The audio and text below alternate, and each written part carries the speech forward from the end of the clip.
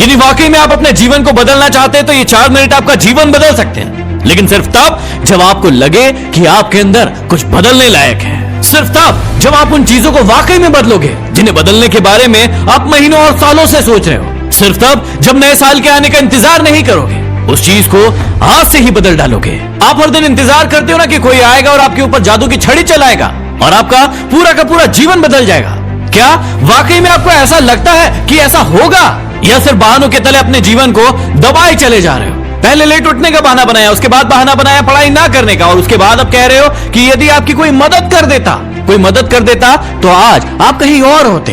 याद रखना कि मूर्खों की लिस्ट में सिर्फ और सिर्फ समस्याएं होती है, और समझदार की लिस्ट में उन समस्याओं का समाधान। आपको सिर्फ ये क्यों लगता है कि सिर्फ आपके जीवन में ही समस्याएं चल रही है, बाकी किसी और के जीवन में कोई समस्या ही नहीं है? अरे थोड़ा बाहर निकल कर तो देखिए उन लोगों को जिनके पास सोने के लिए घर नहीं है, वो रोड पर सो रहे हैं, उनके पास ओढ़ने के लिए कंबल नहीं है, ठंड में ठिठुर रहे हैं। अरे उन लोगों को देखिए जिनके पास पैर ही नहीं है, आंखें नहीं है, हाथ नहीं है। ईश्वर ने आपको तो सब कुछ दिया है, लेकिन उसके बाद भी अभी तक आप सिर्फ सोचते ही चले जा रहे हैं। बॉडी सबको अच्छी चाहिए, लेकिन जिम कोई नहीं जाना चाहता क्योंकि उसमें तकलीफ होती है ना, और आपको सिर्फ उस तकलीफ से ही तकलीफ है। आप बिना किसी तकलीफ के अपने जीवन में आगे बढ़ना चाहते हैं। अरे चाहते तो स्टीव जॉब्स भी बहाने बना सकते थे, क्योंकि बचपन में ही उनके माता पिता ने उन्हें किसी और को गोद दे दिया था, लेकिन उन्होंने कोई बहाना नहीं बनाया और अपने जीवन में आगे बढ़े। चाहते तो वो तब बहाना बना सकते थे जब दुनिया की सबसे बड़ी कंपनी एप्पल का उन्होंने निर्माण किया और उसके बाद उन्हें अपनी ही कंपनी से भगा दिया गया, लेकिन वो रुके नहीं, झुके नहीं, अपने जीवन में हमेशा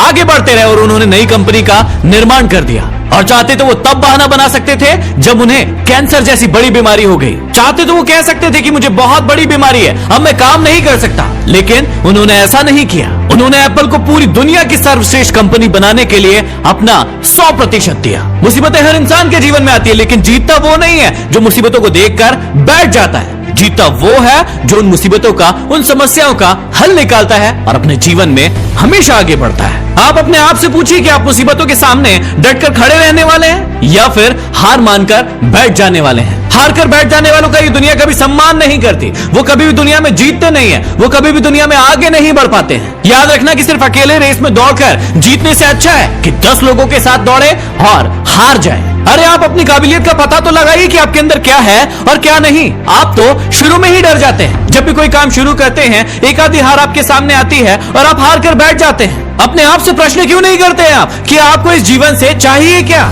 यदि सिर्फ सोचने से बच्चा पैदा होता ना, तो इस दुनिया का हर एक व्यक्ति सफल होता, हर एक व्यक्ति अमीर होता, उसके पास हर वो चीज होती जो वो चाहता है। लेकिन वाकई में ऐसा होता नहीं है। जीवन का असली सच तो यही है कि आपको हर चीज पाने के लिए कर्म करना ही पड़ेगा, उसके बाद सब्र रखना ही पड़ेगा। कई बार आप गिरोगे, हारोगे, उठोगे, लोग बुरा भला कहेंगे, कभी आपका मन उस काम को करने के लिए करेगा, कभी नहीं करेगा, लेकिन इस जीवन की रेस में सिर्फ वही आगे बढ़ेगा जो हर मुसीबत का डट कर सामना करेगा और अपने जीवन में सिर्फ आगे बढ़ता रहेगा। बिल गेट्स ने एक बहुत ही अच्छी बात कही थी कि मैं कभी भी अपनी कक्षा में आगे बैठने वाले बच्चों में से नहीं था, मैं हमेशा ही पीछे बैठने वाले बच्चों में से था। लेकिन आज मुझे बहुत ही ज्यादा खुशी होती है कि जो आगे बैठने वाले बच्चे थे वो सभी के सभी मेरी कंपनी में काम करते हैं।